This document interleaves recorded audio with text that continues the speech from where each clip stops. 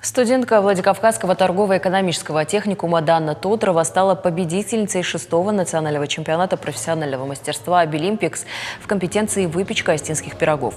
На закрытии чемпионата студентку наградили почетной грамотой и денежным призом. Также в команду Северной Осетии вошло 11 человек, среди которых 3 заняли 4-е места по компетенциям электромонтаж, портной и вязание спицами. Всего в чемпионате приняло участие более 2000 человек из 81 региона России. Чемпионат профессионального мастерства «Обилимпикс» для нас это не просто чемпионат, мы его не ради чемпионата проводим, а это оценка эффективности подготовки всей нашей системы профессионального образования.